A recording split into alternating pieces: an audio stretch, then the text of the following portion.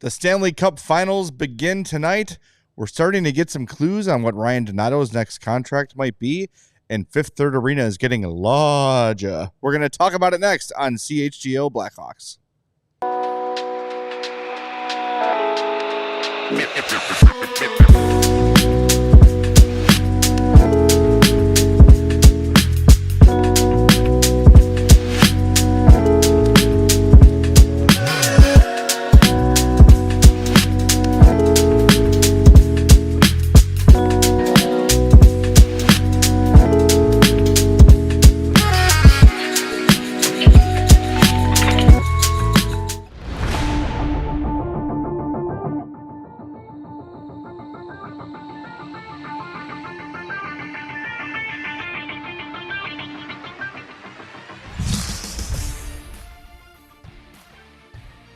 Welcome into the CHGO Blackhawks Podcast on this cold and blustery fall day in Chicago. We had summer for one day. It was a great summer. Wonderful summer. What was your favorite part of summer? I would say the 1 o'clock hour was great. Yeah. Well, we'll get there. It's coming. We promise. Our grundles will be good. Are we wearing the exact same hoodie? Is this from? Is yours from Kohl's? Is it Under Armour? No, mine is Under Armour because I'm getting older as a dad. Okay. No, so my whole wardrobe is slowly becoming Under Armour. This is a Kohl's Under Armour hoodie. I don't think they're the same. It's a Kohl's Under Armour? It is from Kohl's, but it is Under Armour brand, Gotcha. and you have cuffs and I don't. Other than that, I think they're identical. My cuffs are bigger. You still have a cuff. It's a tiny cuff. Yeah. Oh. Yeah. Some people like smaller cuffs. It's exotic. Roy cuff? No one? Okay, that's a really dated reference. My grandpa might get that one. Hey, I'm glad. I'll bet you're glad you tuned in. Hit the like button for us. Make sure you are subscribed to our YouTube page as well. Sweatshirt Talk coming at you. Make sure you're following on your favorite podcast app as well, and leave us a 5-star review on Apple Podcasts or Spotify. Got a lot to get to today. We're going to preview the Stanley Cup Final and make our predictions in the second half of the show. A couple new contracts around the league have been signed. Brock Nelson, Noah Cates. We're going to use those deals and maybe some others to kind of see where Ryan Donato fits in that whole thing. We're going to talk about the Fifth Third Arena expansion. And, Katie, do you have the picture I sent you ready? Can we just give the people a little teaser of what we're going to talk about to end the show? Do you want to, like, I just want you to flash it up there, right? Yeah. Give it like early 3 seconds. Just 3 seconds just for a stay taste. tuned for more. Ruining my day immediately. Okay, we're going to talk about that too. Okay, take it down. That's enough. That's too much. Okay, so stay tuned as we talk about Igor Grishin later in the show and his amazing Lloyd full Christmas breakdown. haircut. Yeah. All right, let's start with the Fifth Third Arena expansion. This was the big news we knew was coming. We were unable to attend the unveiling yesterday because we had work, unlike some people. Looks good. I think the biggest story is 2 new rinks, including the championship arena that's starting in 2026-27 will be the home of the Chicago Steel. That is really cool. I did not know that was happening. Maybe we should have when the Wirtzes sort of took over control of the Chicago Steel. I think that news paired with like, the Fifth Third Arena is being renovated and expanding and stuff. I think, there were some dots connected there, but didn't know anything officially. So if you've never been to a Chicago Steel game, I've been to a couple. I was invited out to drop the ceremonial first puck at a Steel game years ago, really, maybe 10 years ago. Flex. I know, not to brag. Out at the Fox Valley Ice Arena. I was super impressed by the level of hockey in the USHL. It was maybe because I was so close to the ice, but it was way more entertaining than any AHL game I've ever been to because guys are young, they're flying, they're hitting, everyone's invested, everybody's trying to make their mark. It was just a great event, a great time. I went another time for fun. Same experience. Really love the USHL game. So it's a place where now really close to home for Chicagoans and people in the Chicagoland area. You'll be able to get to see them much more easily than going out to Geneva for a Steel game. Yeah, and they've been out there for 10 years it's been? At least, yeah. And I mean, it is a bummer for people in that area to lose a team like that because the Chicago Steel, they have made themselves into one of the premier locations to play for those junior age players in the USHL. You've had guys like Michael Hayes go through there. Adam Fantilli played there. Celebrini played there too, didn't he not? I think so. Yeah. Yeah. I should look that up before I say that. But definitely is a spot where, a lot of high-level hockey at the junior level was seen out there. So that is a bummer that they're losing that, but it does put them into a state-of-the-art facility. Not only is the team going to play at the Fifth Third, but all the hockey operations are also moving to the Fifth Third Arena. So I think, as part of the addition, there is going to be, office facility space and the like added there. Yes, Celebrini did play for the Chicago Steel. 2,000 seat arena. So I think that's going to be a good size, a good group. I mean, you think that they'd be able to fill that pretty often. I would hope so. So I think it's going to be a really cool experience to have the Steel there. That's going to start not this upcoming season, but the 26-27 season. They got a new head coach, Scott Gomez, former NHLer. And I think, you bring that into the city. You bring that, Chicago Steel is proper in the city. It's in a new facility. The facilities itself already at the Fifth Third were really nice. That just opened up not even 10 years ago, 2017, I want to say it opened up off the top of my head, but upgrading everything, like it's a really great facility for the NHL level all the way down to, I know they host all the high school tournaments and the youth level hockey that gets to be played there. It's just a really great facility. So really cool to see the expansions, the additions, and have the Steel be a part of it. Can we throw some of the renderings up, Katie? We have the one of the championship arena where the Steel will play. Again, that is a 2,000 seat arena, new home of the Steel, a state-of-the-art center ice scoreboard, video ribbon boards, exclusive party decks for an elevated fan experience, premium locker room amenities, free parking, quality food and drink, all that great stuff you want in an arena. So there's a championship arena. Good look at it there. That's a pretty good indication of the size it's going to be. So it looks like if you've been to Fifth Third, the one side, it looks like they're just taking the one side and doubling it, right? Because you'd think if you were to fill the one side of the Fifth Third arena that they usually practice in, that's probably about 1,000 people if you're going shoulder to shoulder. Yeah, if you sandwich yourself in there. Does it go goal line to goal line? I think so. Yeah, it goes goal line to goal line, but that's it. It doesn't wrap around. Right, and then there's maybe, 4 or 5 rows. And it's just a one level. Right. You don't even get down to the floor of seating. So, yeah, I think if you were to get floor to, up to where we usually hang out for practice, seating, you go one side and the other side, yeah, I'd say that's about 2,000. Next, let's take a look at the Centennial Hall. This is really cool. I like the display there with the 6. And if you're listening, it could be a good chance to head over to YouTube, youtube.com/CHGO Sports, to see the images we're talking about. But they've got 100 years of Blackhawks history represented by, tan and red hockey sticks. The red sticks represent championship seasons. So you got 34, 38, 61. 10, 13, 15 out of those 100. That looks really cool. Looks like a big open space, some historic posters there. So that's really cool. And it looks like when you walk off the street, that's where you'll walk in based on the photo, because there's kind of the revolving doors there. Yeah, that entryway. In the background. So that's really cool. Then you've got Rocky's Bar, which they did build a small one of these in the United Center, but this is a tribute to Rocky Wirtz, obviously. It says Rocky's Bar will anchor the venue's food and beverage experience with a premium cocktail menu and curated food offerings. It celebrates a life well lived in warm, welcoming space. So that's cool. And during the day, they'll have an all-day cafe serving coffee, smoothies, and light bites. So here's what I will say.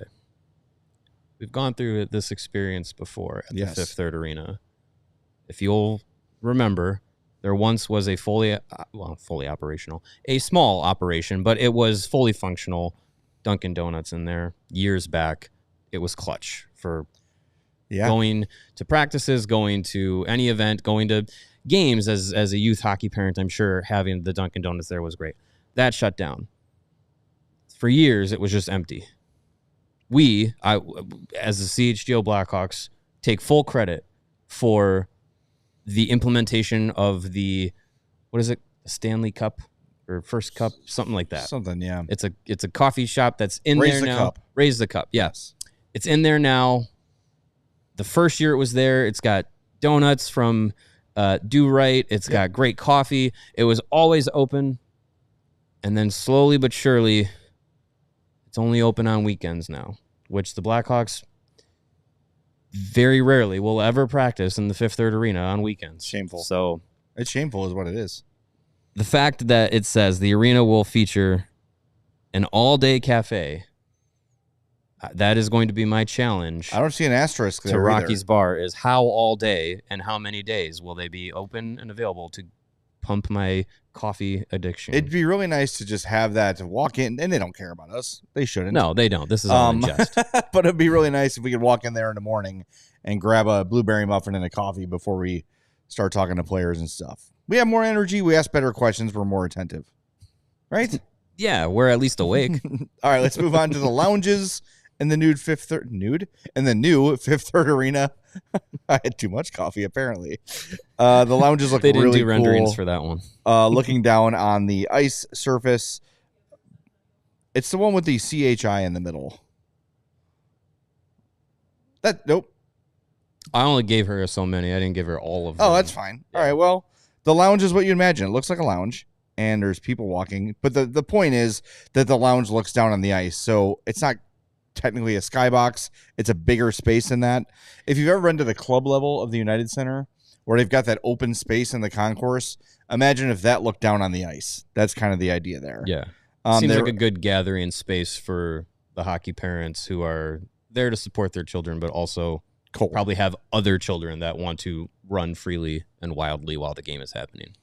100%. They've also got a patio, and the facade, which we do have, looks really cool. The outside view, kind of throwing to the Centennial Lounge with the Centennial Hall, rather, with this like the slats. Kind of looks similar to the sticks we were talking about a little bit earlier. I like the natural light that this looks like it will bring into that area. That's cool. It's a really nice building anyway. And now that they're kind of dressing it up a little bit, it's going to look great. It's a great resource for the community. And now, I mean, that rink is always they've got 2 rinks there now, so it'll be a total of 4. So much more opportunity for kids in the city to play hockey. They always do have open skates. It is a very community-friendly, accessible place. You can just kind of walk in, go watch the Hawks practice. You don't have to buy a ticket, anything like that. Practices are always open and free, and it's really cool. It looks like they've done a really good job with this. So I'm excited to see how it looks. I know Greg Boyson was actually there.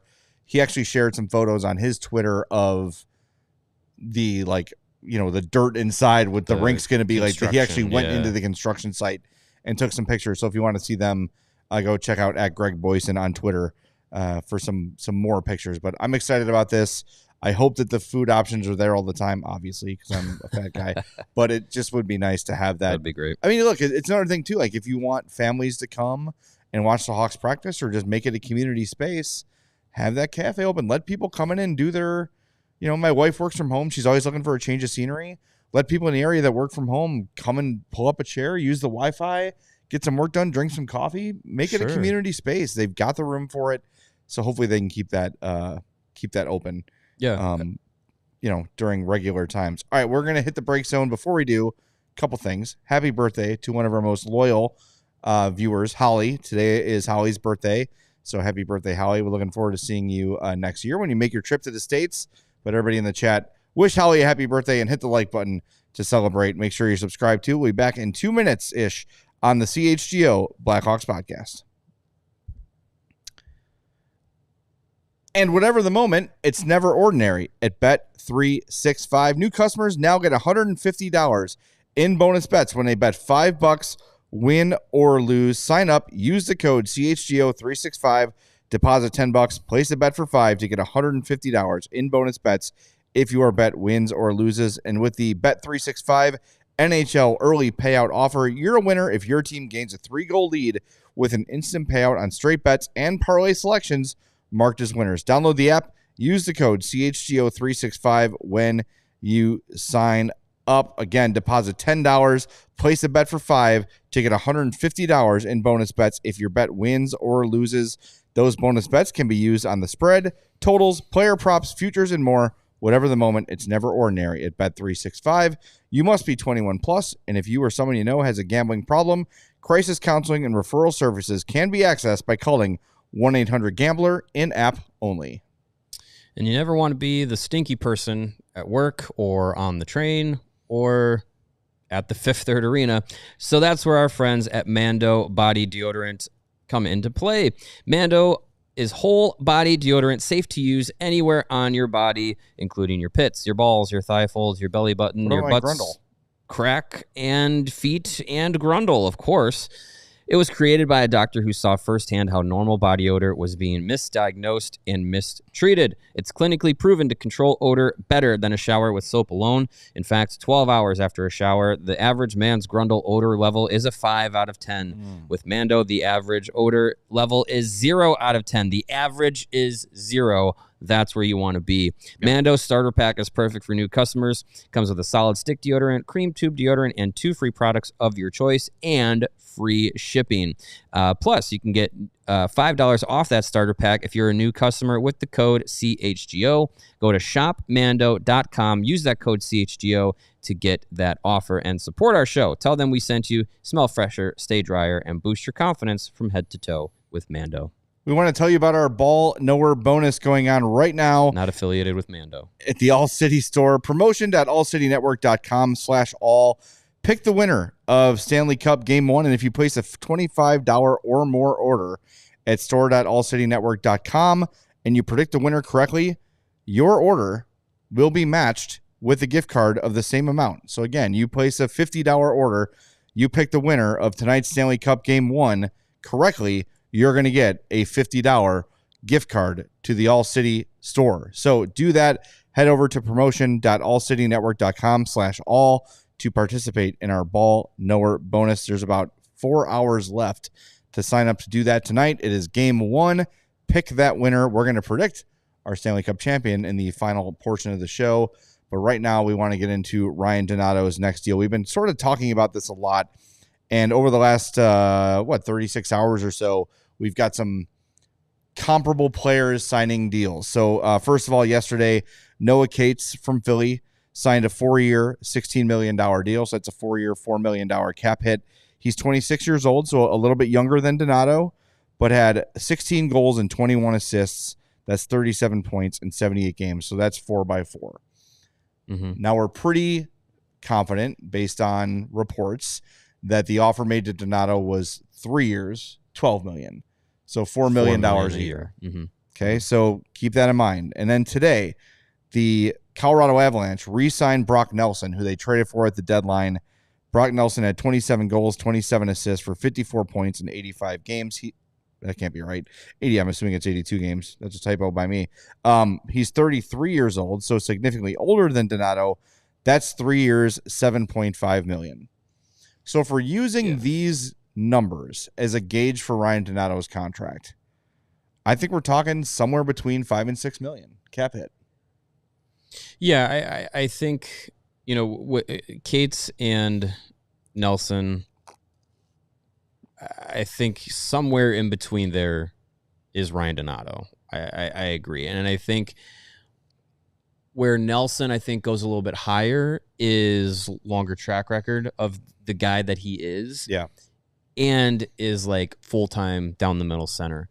Whereas Donato can play center, also plays wing. Like, he's not full-time down the middle. Yes, he is a center, which I think in hockey, as we've kind of discussed over time and in different ways, like that kind of brings a little bit more value than guys that are specifically wings. Yeah. I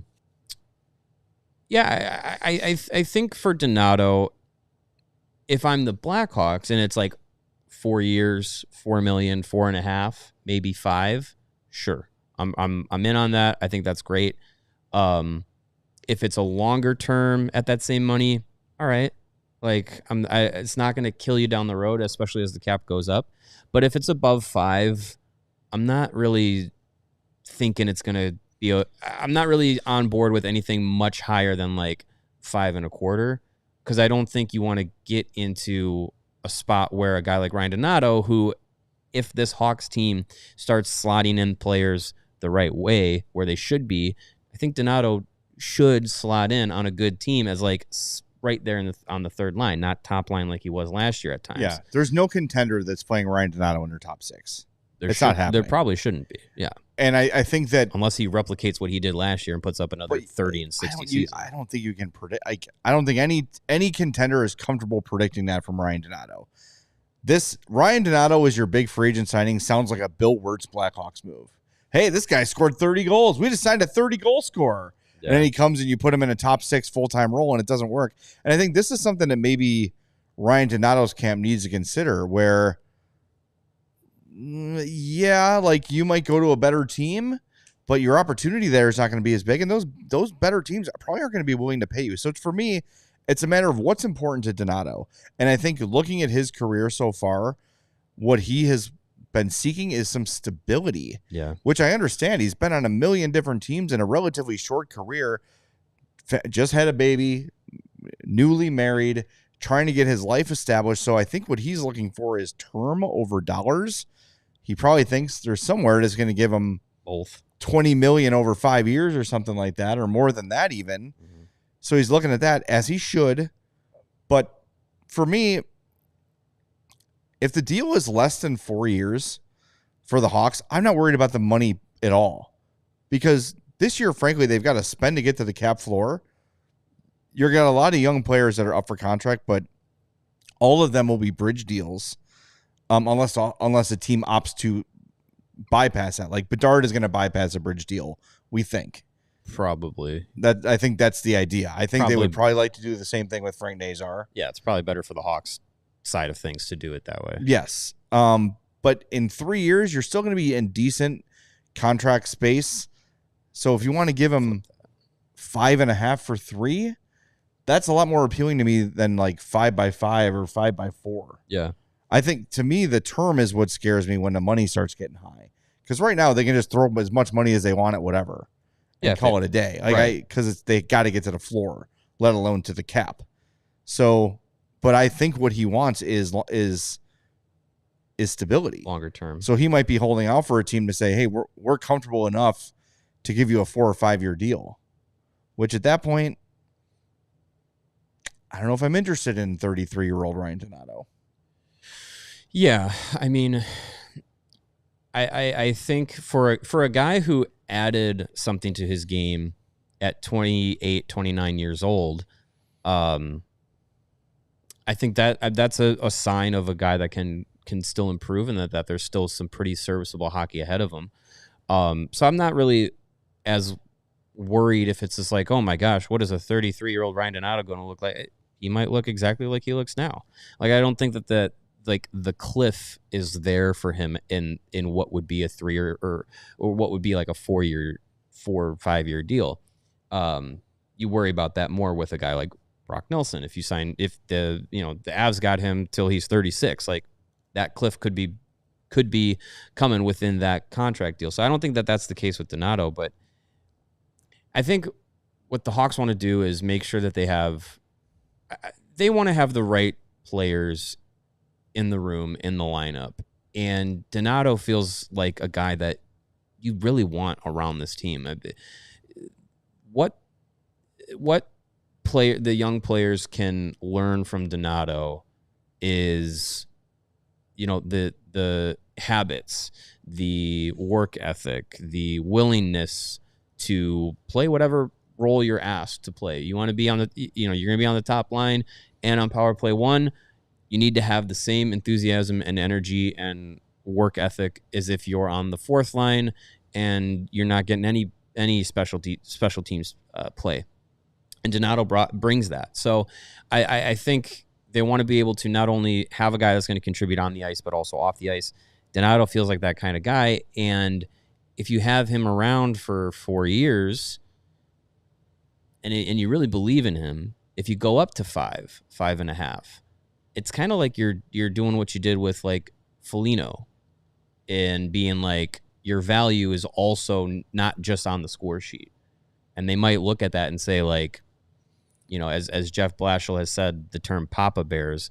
I know Donato is still under 30, is still probably going to be, if he comes back to Chicago, one of the guys that you look at and say he's a guy that's going to be relied on to make things happen.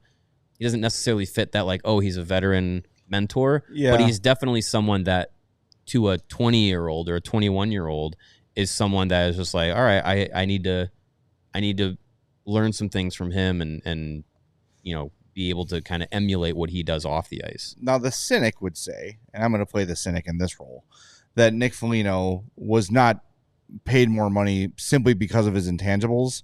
He was paid more money to keep him happy. And he's at a different place in his career now than Ryan Donato was. Like, I don't think was a ton of interest for Nick Foligno when the Hawks traded for him, 2 years ago.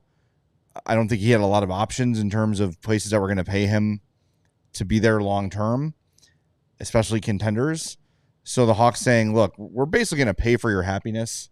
Like, we know this is going to be a tough couple of years. We're going to ask you to put on a happy face, be the positive leader, and we're going to give you an extra $1.5 million that anyone else is going to give you simply to sit here and suffer and try to keep the vibes okay on a team that's suffering. I don't think that Ryan Donato, while I do think he is a guy who, if he signs here again, will be happy to be here, and they won't necessarily have to buy that. I don't think he's in the role where he doesn't have any other option. So I think, like, kind of comparing it to Foligno, I see what you're saying, but it does feel a little bit different in that regard because Donato's got options, and I'm sure, like, there was someone who was interested in Foligno, but to the level the Hawks were, I don't think so. So I don't know. This is the thing, and someone in the comments said it's not about the money, it's about the value.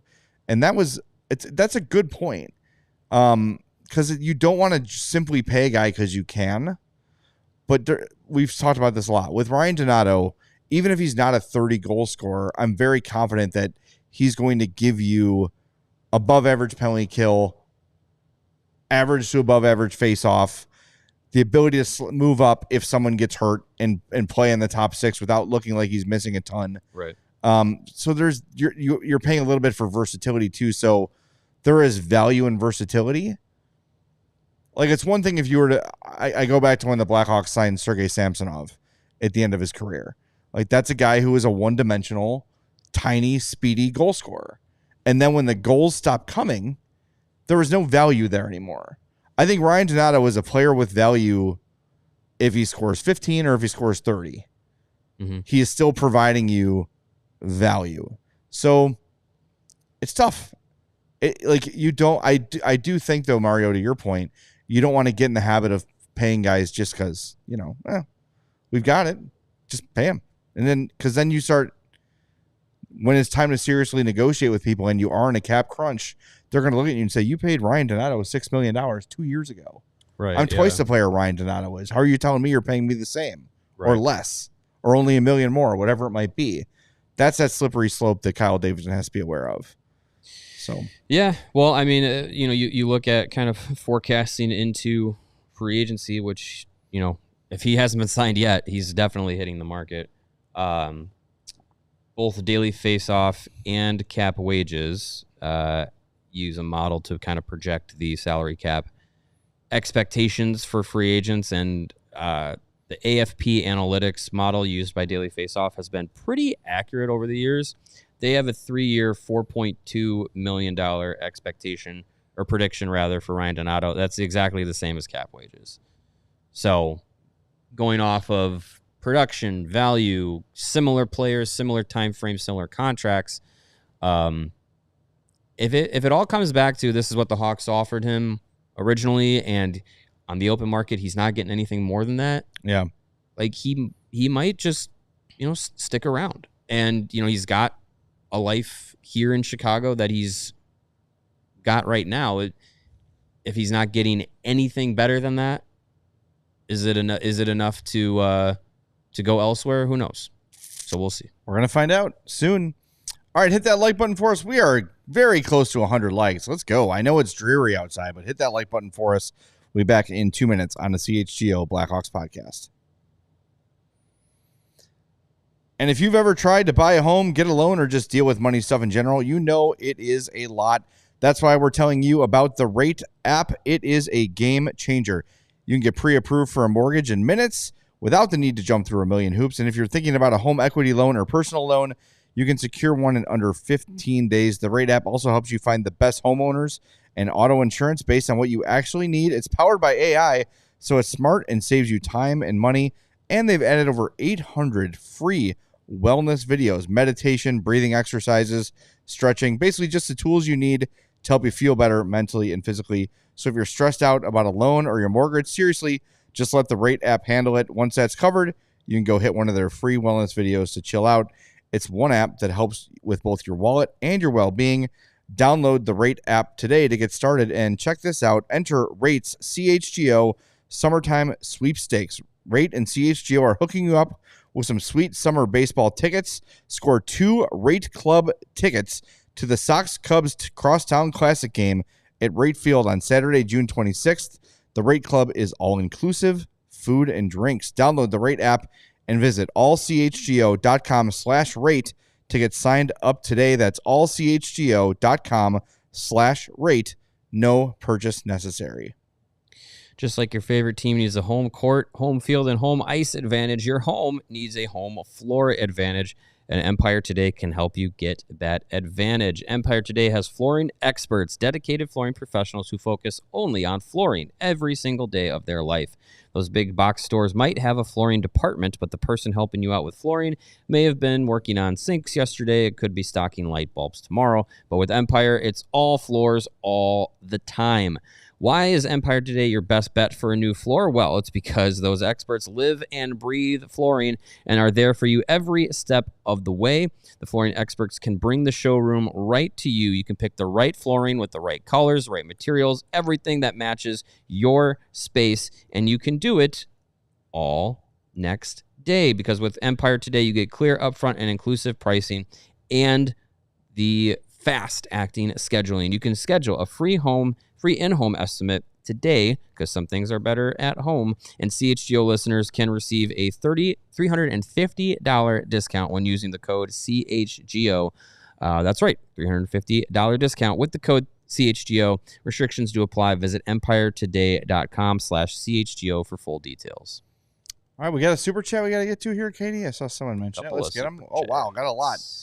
Okay, Hawkward Slapshot says, hey, gents, off-topic question here about EA NHL. Would it be possible to put together a CHGO diehard club to play Chell? Love the podcast. Go Hawks.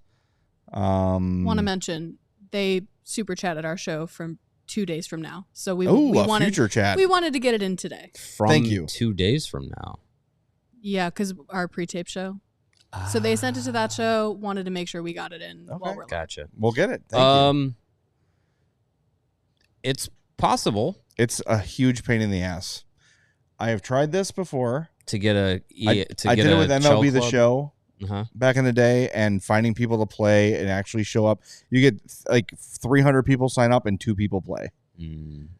However, if you want to get onto Discord and figure it out with the Discordians, that'd be a fun way to be able to reach people. If it's diehard, yeah. And that's the way you could do it.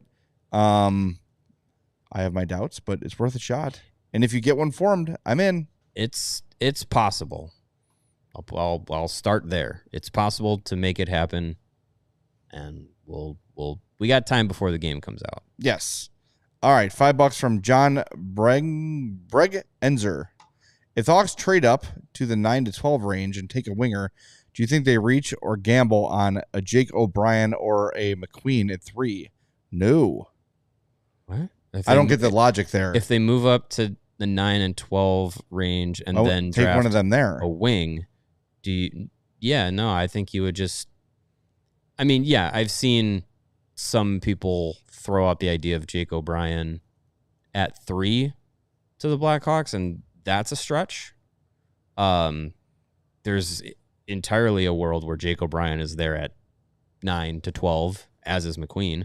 So if the Hawks were to go that route, I think you would take one of the guys that we've been continuously talking about in that 6 or 7 player range at 3, and then you're likely to have one of O'Brien or McQueen around the 9 to 12 range, and you'd be able to get both those players if you wanted.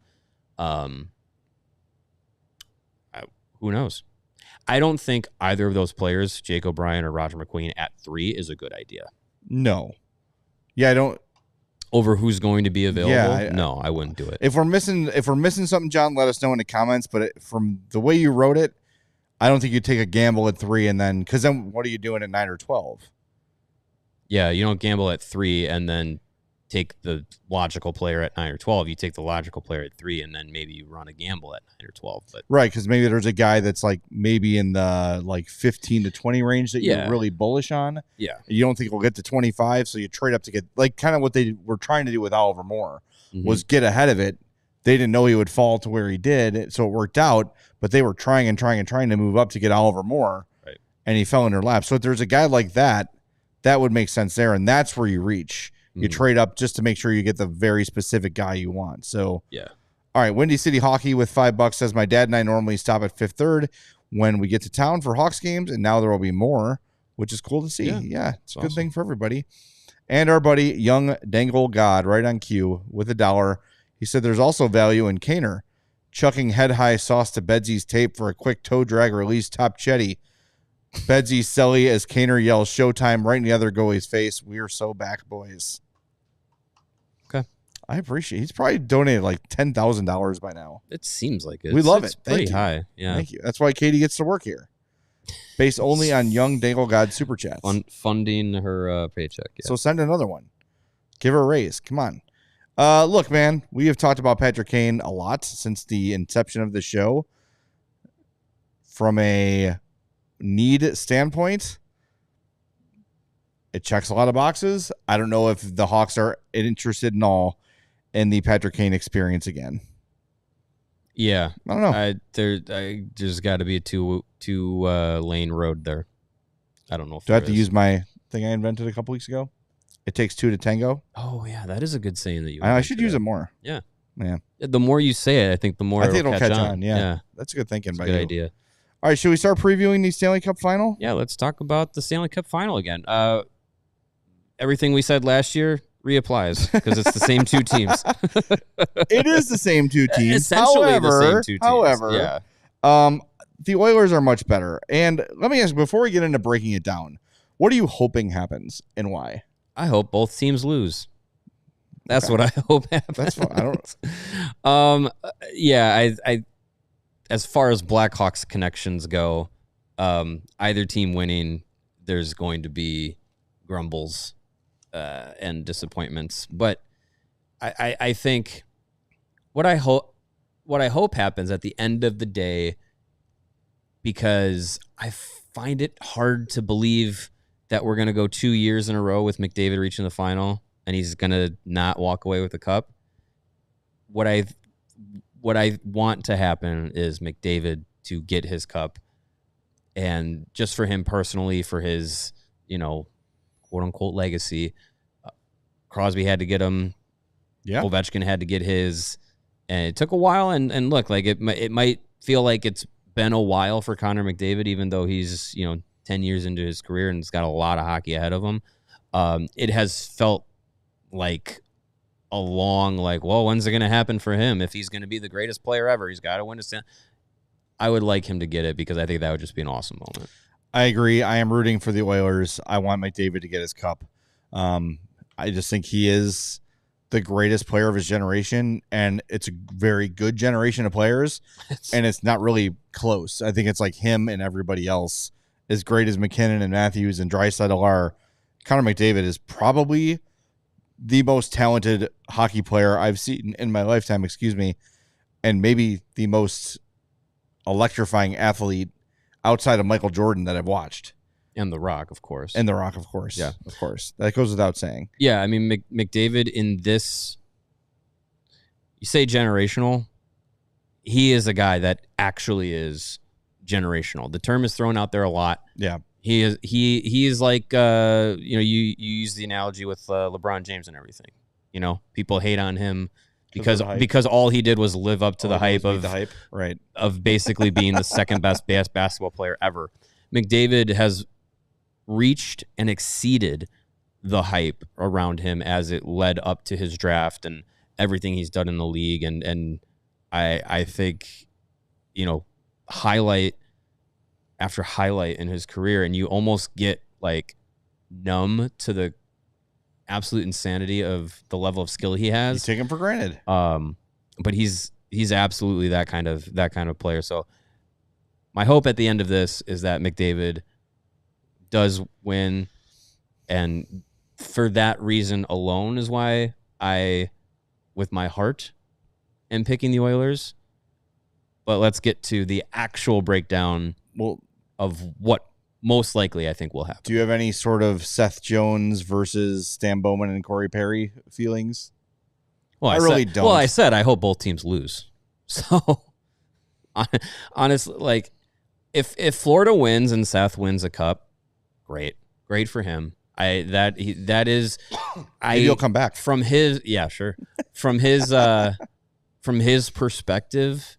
I can't think of a bigger turnaround going from oh my god team that was going to finish second to last in the league, being miserable, to I'm lifting the Stanley Cup.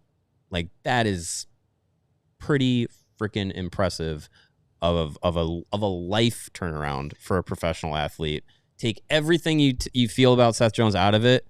If you just say, like, this guy was not in a good situation and was not happy, to going to being like, hey, I kind of like hockey again, and I'm playing well on a good team, and I'm winning a Stanley Cup, that's pretty darn impressive. I think also one thing we probably undervalue is like the adjustment of the mindset from the dog days of a rebuild.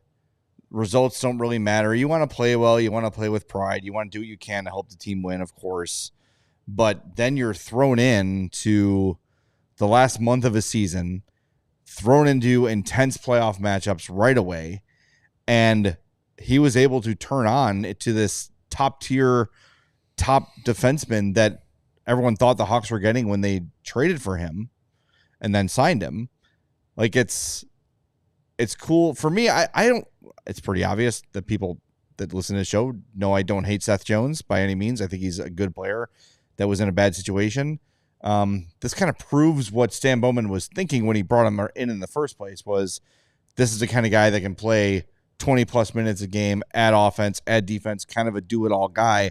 And while maybe he's not great at any one thing, he's really good at everything. Mm-hmm. And that is showing now with the Panthers, and they very much value what Seth Jones is doing. And I don't think that they would undo the trade if given the option. I don't think the Hawks would undo the trade if given the option. It's one of those rare win-win things that work out for both teams.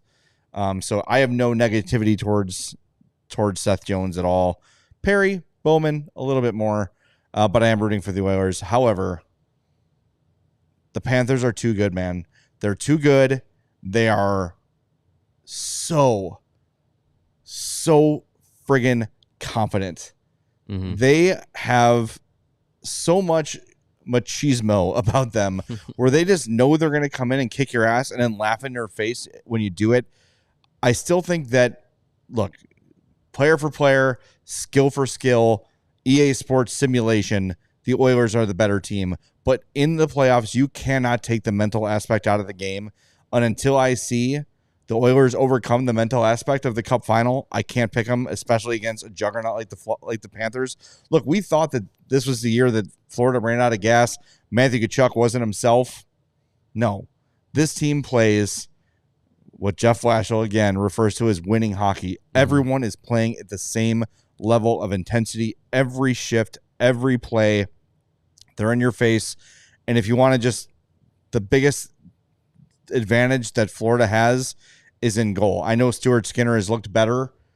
Wasn't super challenged by Dallas in the conference finals. He's going to get challenged by Florida, and Bobrovsky is much better than him in goal. I love the Florida Panthers and how they're built and how they play. That is a cup winning recipe. And I think McDavid is the kind of guy that's good enough to win a series on his own. And that might be the case. And that you want to talk about solidifying a legacy It's right there. But when I look at these two teams on paper, obviously Edmonton, on the actual ice, Florida imposes its will on you. And the more frustrated you get, the more powerful they get. Barring a big injury, I think Florida's going to take this in 6. Yeah, I think the big one of the biggest differences is in net, like you said. Like if I'm going through the series and saying who do you trust more, it's definitely Sergei Bobrovsky.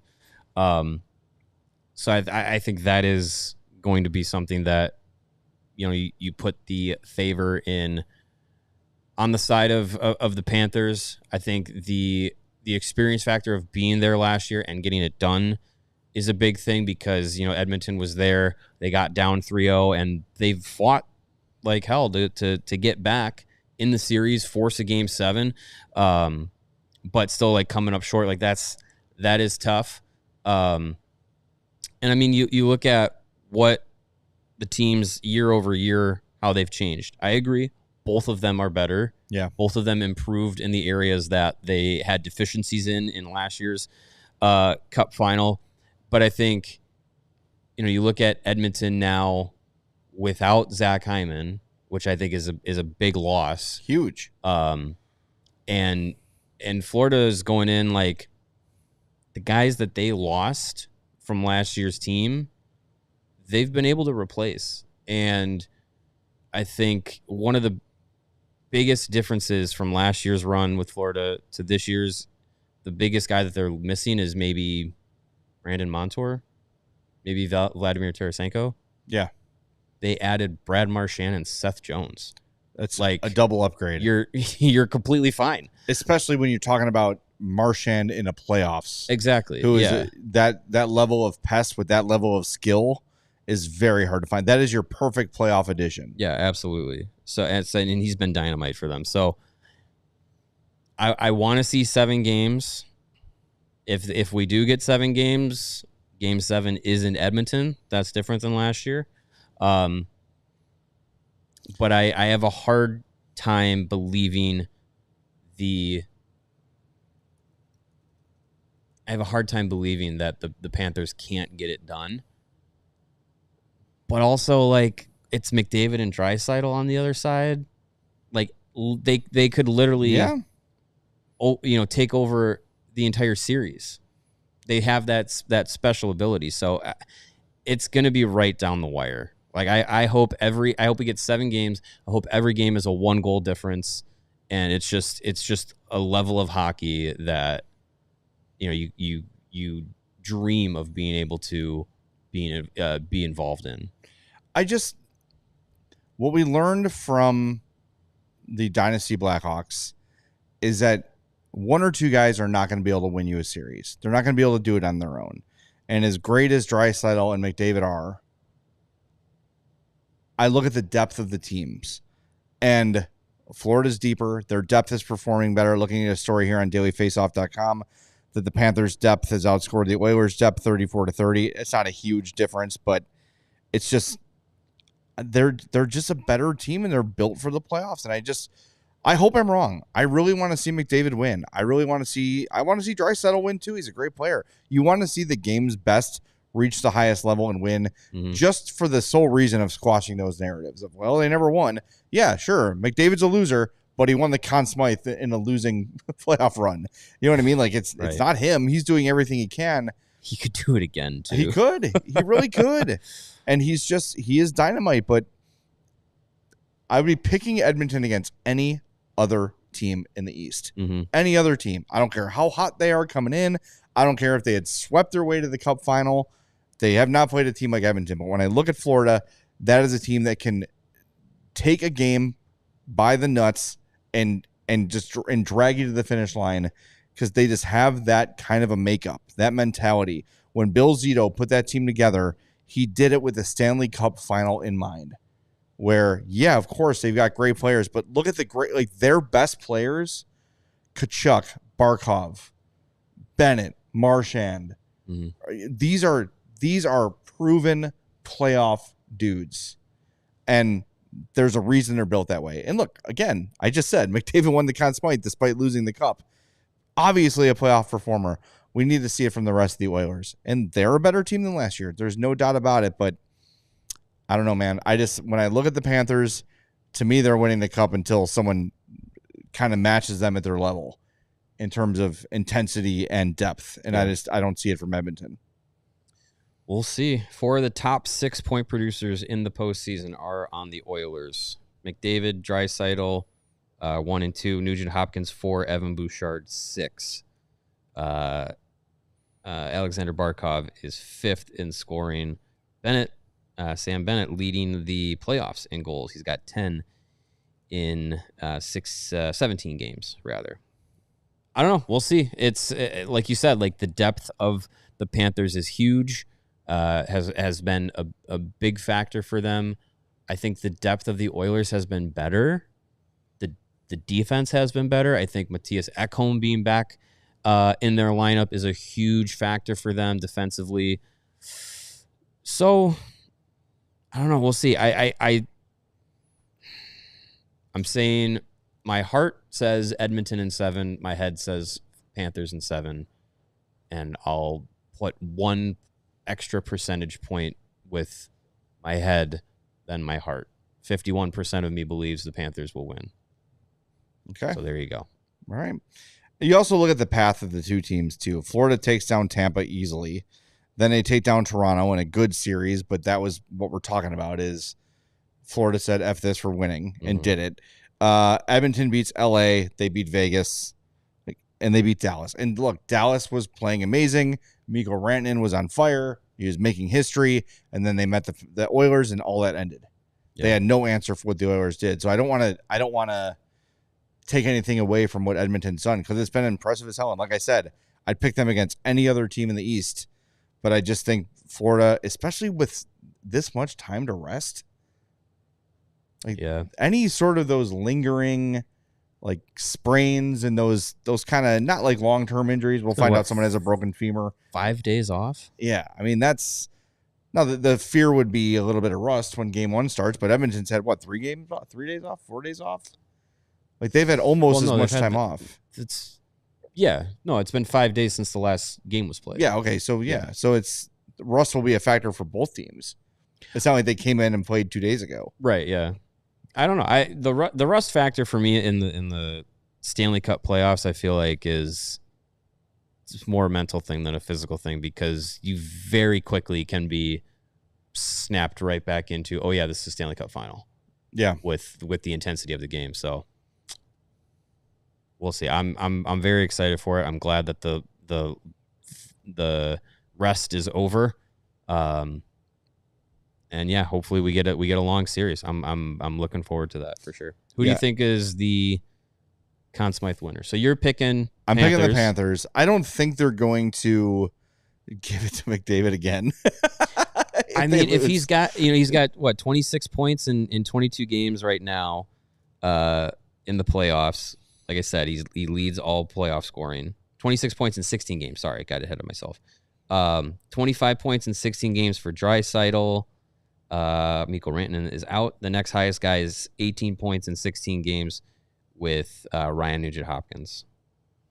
So your top 3 active point guys are Oilers. Yeah, and then you've got Barkov 5th, Tkachuk and Bennett 8th. So if Florida wins, I think look, someone can go out and have an incredible final for the Panthers. McDavid finished. Here's the thing. If the Oilers win, it's going to McDavid. Yes. There's zero doubt about it. Unless Draisaitl is like the leader through the final, I think it'll be McDavid. Yeah, like he's got 3 points a night or something like that. Yeah. I think if I'm picking now, I think it's going to Barkov. Not only is he leading the scoring for the Panthers, he's just their best player. He is another of exactly what you want in the playoffs. So I think Barkov, and I also think that's kind of sometimes they'll do like the legacy acknowledgement too. Yeah, sometimes. Like, you're a great player, and we want to make sure you win one of these. So I think it'd be Barkov. But again, things can change. I just want to be clear too. Like, I think it's the actual Leon Draisaitl in the chat. So thanks, Leon, for chatting with us before the game. Okay. This feels like a coin flip. Sure. Like, really, it's 2 really good teams. I'm not trying to take anything away from the Panthers or from the Oilers at all. For me, if I'm looking for what's the advantage in a series that's going to be this close, I think it's the mental game.